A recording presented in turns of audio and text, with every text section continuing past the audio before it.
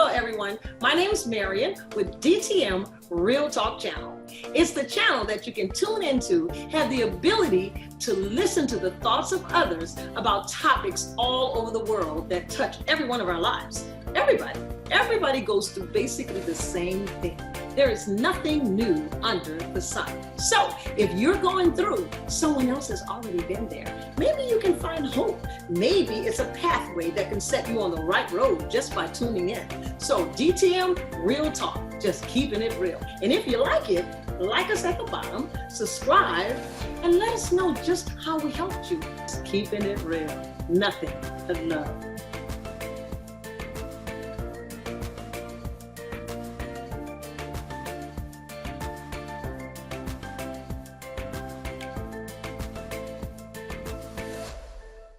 Good evening, good morning, good night, wherever you are. I know y'all excited because I am. I tried to get y'all ready last week for relationships, and we are back and ready to dive in for a couple of weeks, maybe a month, depending on how you guys send the questions and what you send. And tonight, I told you all that I was coming back with a very special guest, and I got like 4 guests that are coming up to answer some of the questions that you all sent out. And first, I have the privilege. Oh, let me just slow myself down. I get hyped up. It's Dr. Butler. Y'all just hold on. I'm gonna do it right. I'm gonna do it right. If this is your first time chiming in, please like, share, and subscribe. And thank you so much if you've been a supporter of mine. So I had to get that out the way because I do appreciate you so much. Okay, for my special guest, he is the CEO of PhilaHealth Systems. Actually, he's a 9 times entrepreneur. Butler Community Health, founder of that one. Executive Office Systems, he is the founder there. Love Outreach Nonprofit. And last but not least, but the greatest, not almost the greatest, pastor of the Rock of Ages Baptist Church in Tennessee. But the greatest is he loves Jesus so much. Hallelujah. Butler, say hi to the good folks out there. That's my son, y'all, my spiritual son. Greetings, everyone. What a privilege and honor it is to be on the world famous DTM Live. I am so excited to be here today, and I cannot wait to get into our topics. Yes. Thank you. So how's my girl doing before we get started? She's doing well. She's been working in counseling. She's been taking, we take counseling and we use it according to the Great Commission. We believe, go ye therefore and teach our nations. Yes. Starts with our ability to be able to reach other cultures, because each nation has their own culture, and impacting lives has to be more than just something that we are called to do. It must be something that we train and practice. Amen. Awesome. Yay. Well, guys, you guys asked about relationships, and that's what we're going to do tonight and for the next couple of weeks. And last week we established, did you look at that clip? Were you able to take a peep at the clip last week? Yes. Okay, great. We established communication is a key factor for building healthy relationships. But what I want you to do, Dr. Butler, is to name some other factors that are key in building healthy relationships. Okay, so in building healthy relationships, there's going to be a way of looking at it. Most people have a hard time defining relationships, and they don't understand that the root word of the word relationship means to relate. And if you have nothing that you relate with, it's going to cause the relationship to suffer. And so when gaining relationships, they have different philosophies, and most people normally teach what they are familiar with rather than defining and redefining and clarifying what's real. So finding the truth about what relationships are supposed to be is such a big key. And we start that traditionally by objectifying what we've heard. Most people say opposites attract, right? But it's not necessarily biblically supported. The Bible teaches, how can 2 walk together except they agree? Right. So when you look at relationships, it always starts with unifying your value system. Birds of a feather flock together. Right. That is a biblical phrase, a biblically supported phrase. So when we look at that, we must be able to define it within that realm. So what we keep finding is people are not interested so much in relationships as they are in finding how a person makes them feel, Mm. finding what a person can give to them, finding what a person is able to offer and bring to the table that is like it from a one-sided point of view. The idea of relationship means being able to connect with another person, to work together in a collaborative sense so that we both can reach our potentials. And we can do that best by helping others in our mindset to be what God has intended for them to be. That's how we must think about relationships. That being said, I got three quick points I want to throw out there because you asked. Yeah, it's All getting good. right. As the old folks say, it's getting good and good already. Go ahead. So the first one is when building relationships is you have to create the foundations. The foundation of relationships is boundaries and trust. And so relationships, most are built primarily on that. And most people have a hard time building relationships until they understand boundaries. This is why young people suffer with relationships so badly. There's a lack of experience. You don't understand boundaries. You haven't had exposure. When we were children, kids got a chance to go outside, test their strength, test their knowledge, test their socialization. And now people are compartmentalized. They're hidden away from society. They don't get a chance to really socialize in the best atmospheres. And so we have to make sure that they understand what good boundaries and what good trust is actually meant. Trust is something that has to be earned. It should not be given as a manipulation tactic. Mm. Children by nature have a different type of relationship standard. Children by nature are manipulative. From a counseling point of view, they have to manipulate because they don't own anything. They don't get anything. They don't bring anything. They have to manipulate whoever has access to it.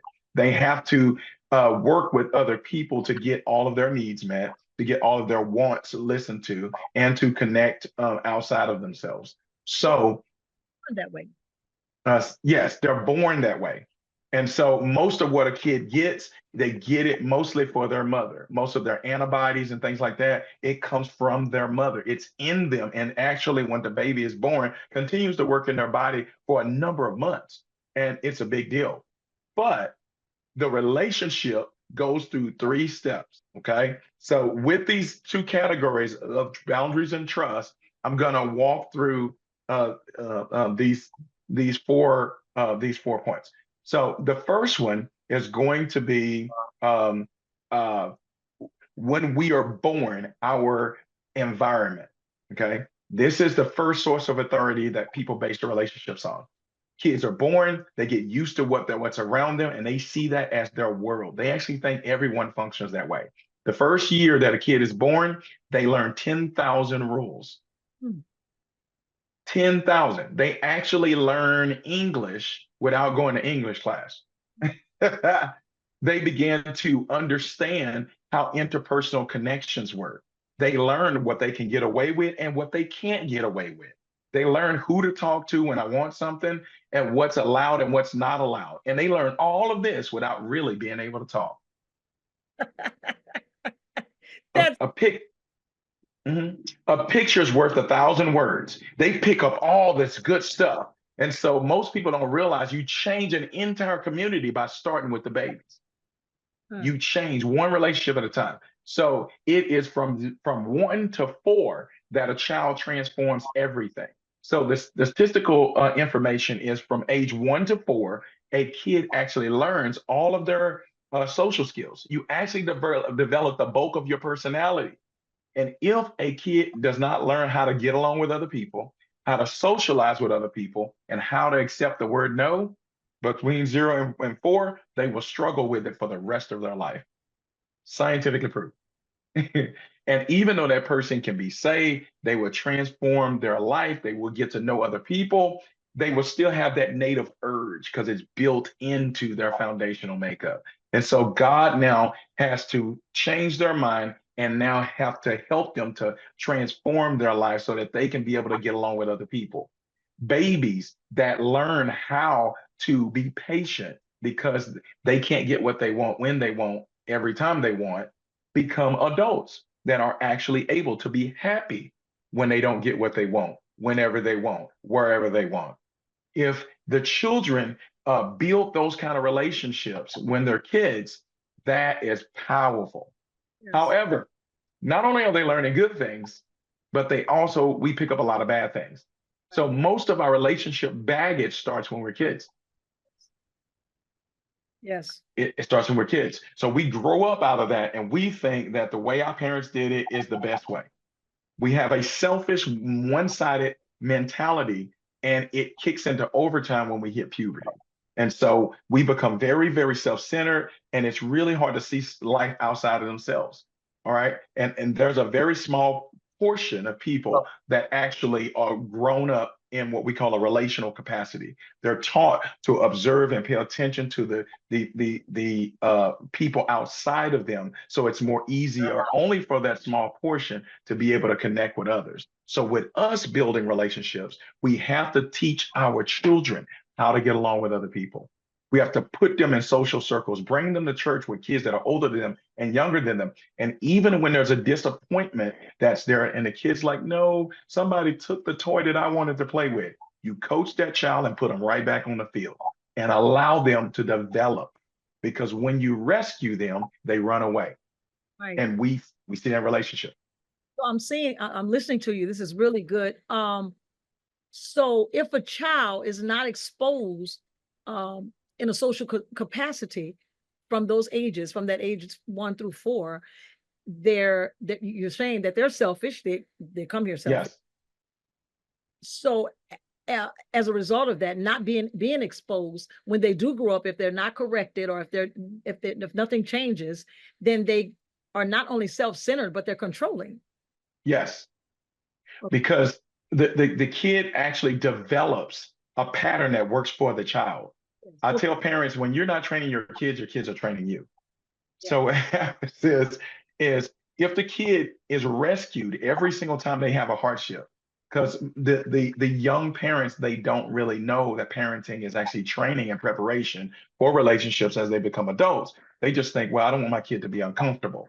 So most people think that when a kid cries, it's an alarm clock that needs to be silenced.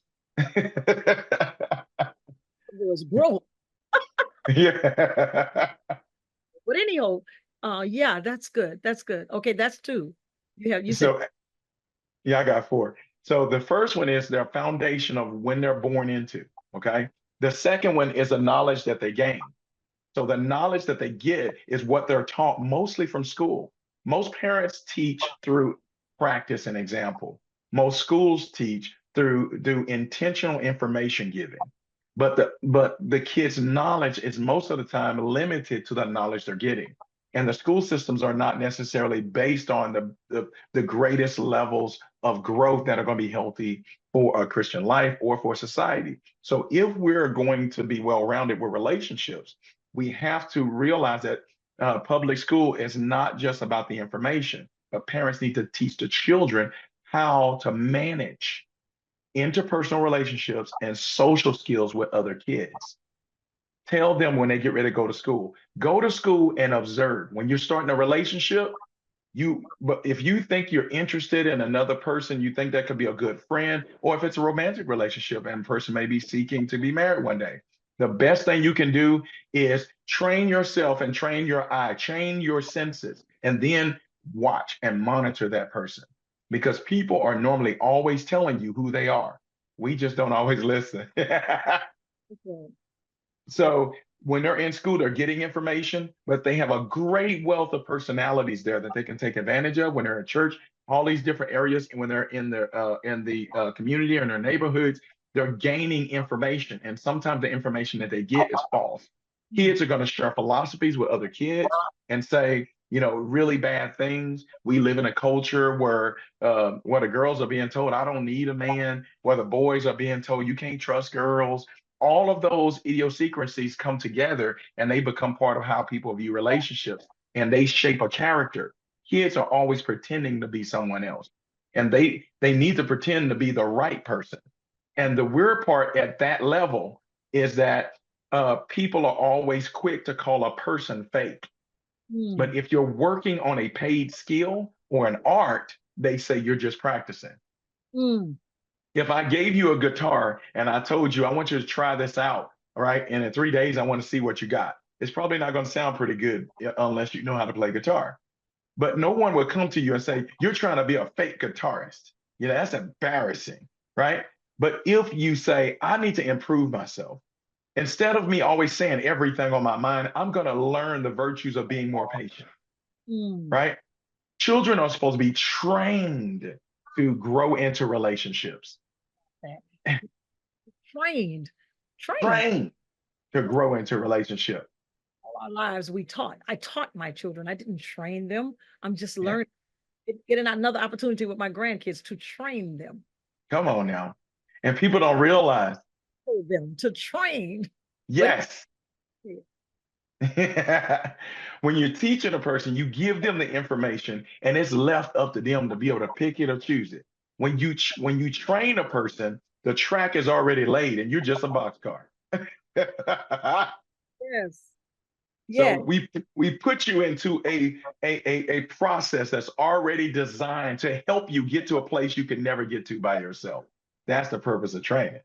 And and we trained them how to learn the attributes that we have because no two parents have the same level of skill, knowledge, or attributes for relationship. We teach them those relationships. So kids have some that they learn naturally, and some of them they actually grow through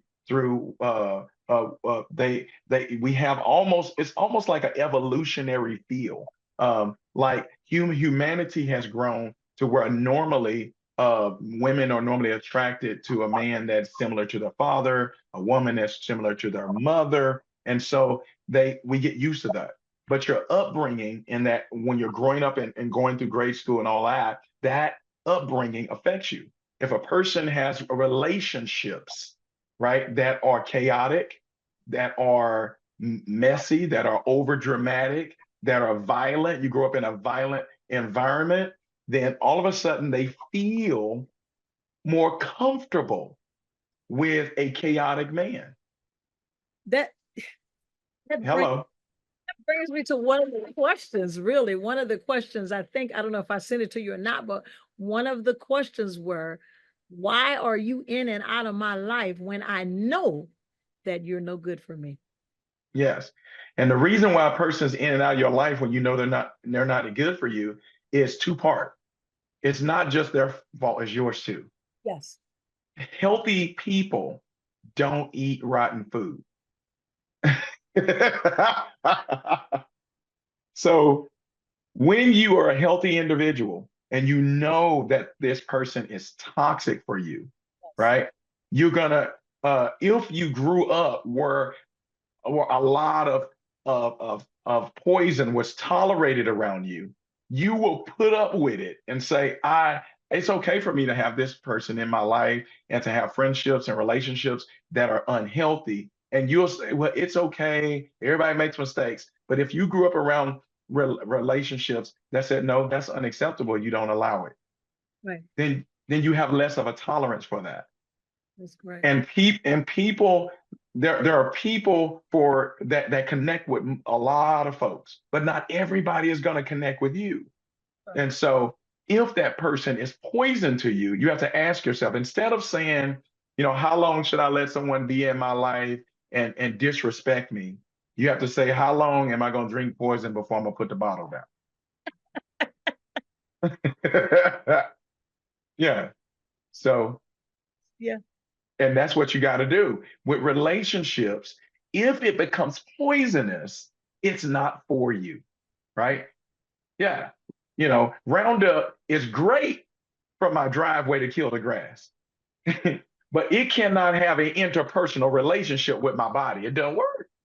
It Absolutely. don't. Absolutely. Yeah. Wow. Yeah. So Wow. we have to have that in phase two. That's where kids start practicing what they've gotten in phase one.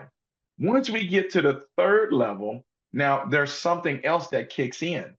This is when they normally pick a path. They pick they're teenagers now, and teenagers know everything. You know that, right? We don't know anything. They know everything. They're never gonna get sick. They never run out of energy. They know everything. And so teenagers by nature, they normally have to be selfish. And the reason why is because the only thing they know is themselves. Yeah. Haven't lived long enough to understand people outside of me. Right. So So all about me. it's all about me, Yeah. right? They can tell you what I like. They can tell you what I'm interested in. They can tell you what I don't like. They can tell you this, that, and the other. So because of that, they choose their friendships that they have with neighbors over their family in our society. Yeah. Only because kids are so interpersonally connected with other kids at a young age through appliances, internet, and things like that. And they don't have the working relationships that most baby boomers grew up having with their parents on a daily basis. So in droves, most kids have more of a teenage connection with their personal friends than they do just with family alone. So that had to do with our technology and the dynamic of our economy that now affects our personal lives. And now it affects the way that they are going to gain relationships with others. And so kids are very used to giving all of their information online to other people all the time.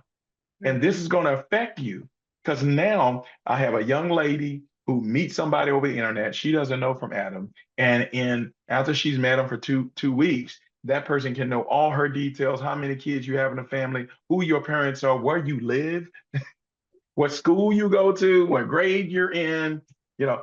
And so now the relationships that we have start taking a priority. Whatever the kids think is the strength of their relationship is where they get the bulk of their preciousness. That's where they give all the most precious details. They pour it easily in that area.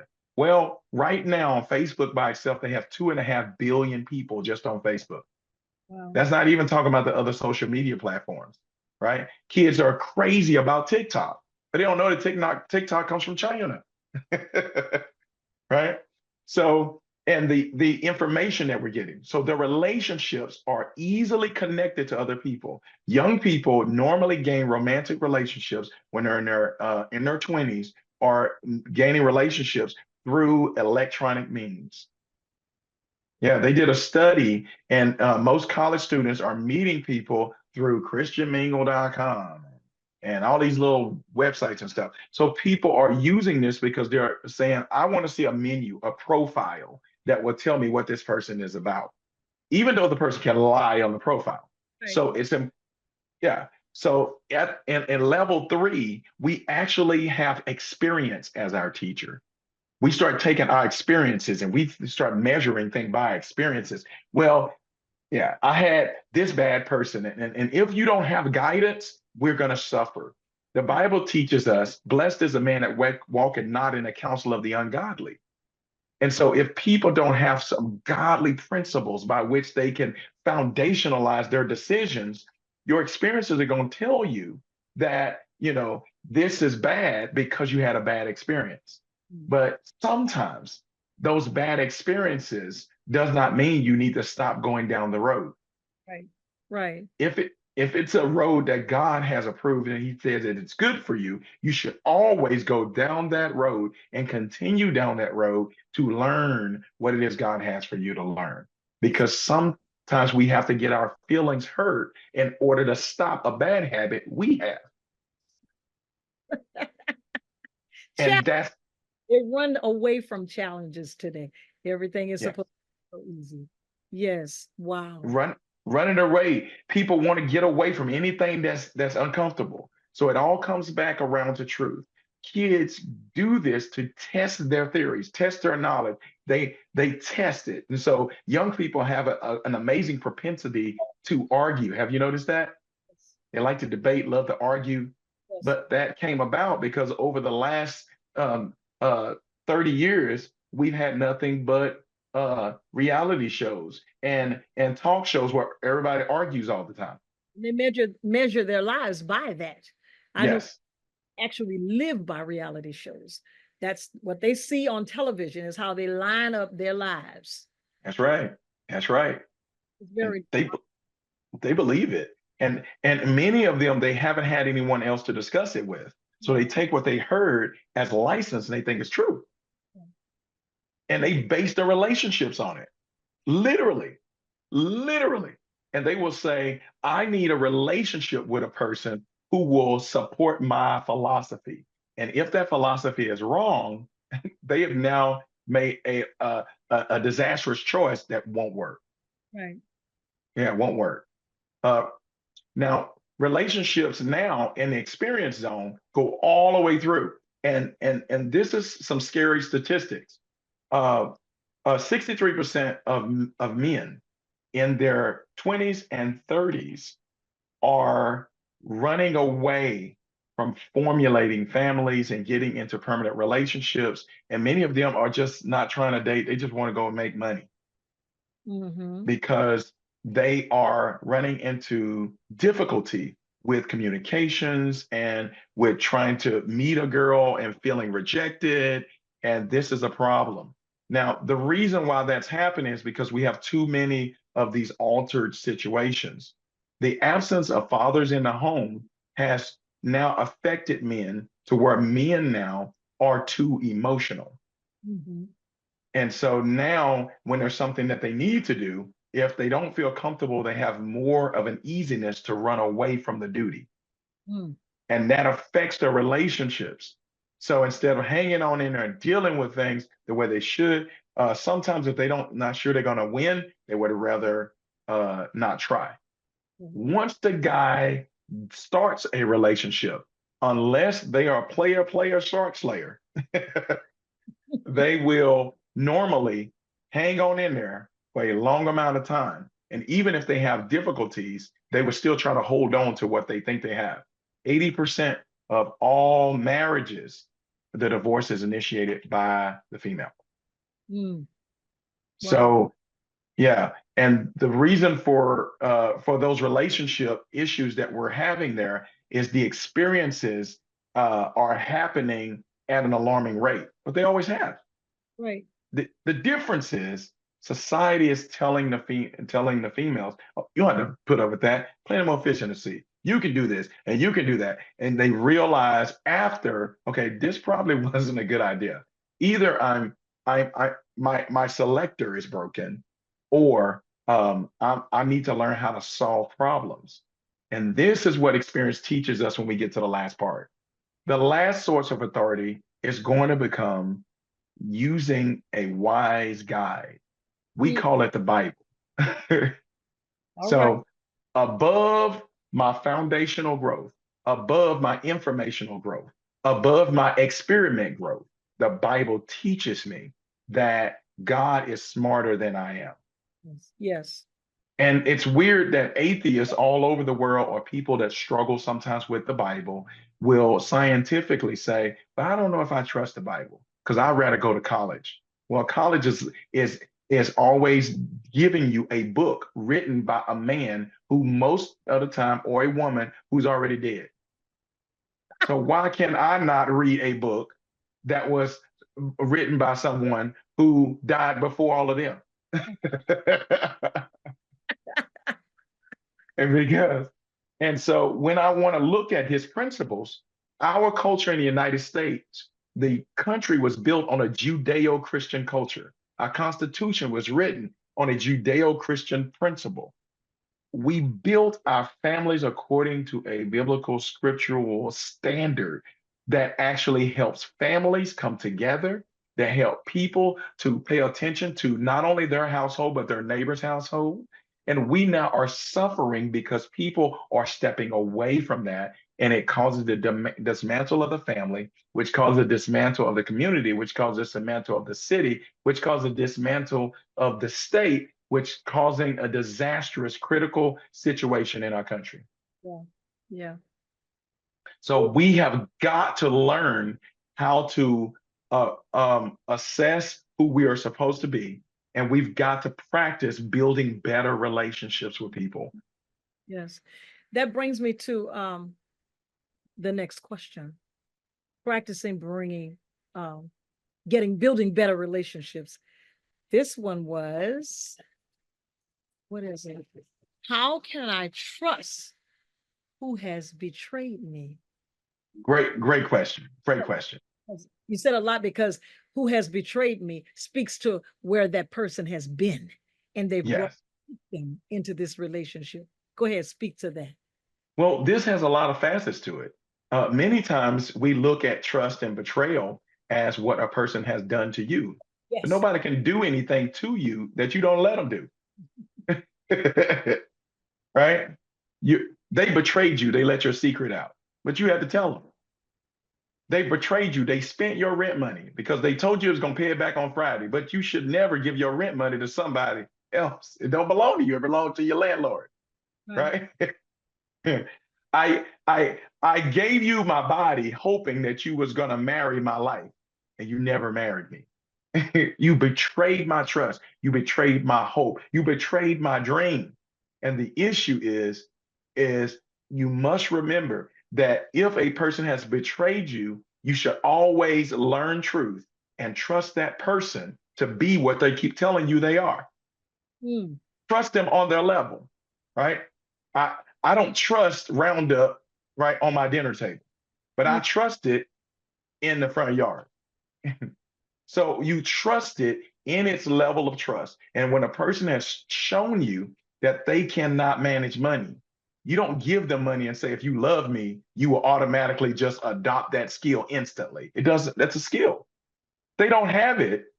You can't trust a person with your life or your family or your children or your body or your mind. Sometimes you can't trust them with your presence because they might not have a level of control, right? So when a person has a struggle in an area, normally before you experience a large level of betrayal, the person has already shown you the actions that lead to it. Right. Right. So Well, that's what I would say. that's say that one more time before we exit, and we're gonna cover the rest of it because this is a lot. This is a lot. You gave us some foundational stuff here. Okay, say that last part again. So, so when a person has you have to make sure that you grab that, pay attention to what that person has been telling you. They've already shown you the actions that are leading up to the betrayal before the full act of betrayal has occurred. And if you keep ignoring that action in the name of, well, I'm giving them another chance, I'm giving them another, if they're telling you, I can't fly, I can't fly, I can't fly, all the way up to the top of the building, and you push them off, they're hitting the ground. And they betrayed your hope of flying, but they kept telling you, I couldn't fly, right? Yeah. So when a person tells you who they are, believe them. Believe them. That said, y'all, this is DTM Real Talk.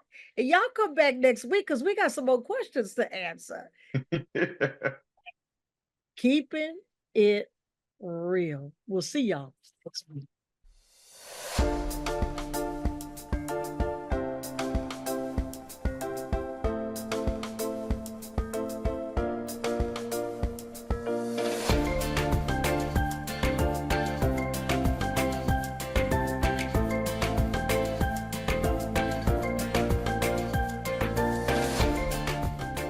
Thanks for watching DTM Real Talk. Be sure to join us for more conversation.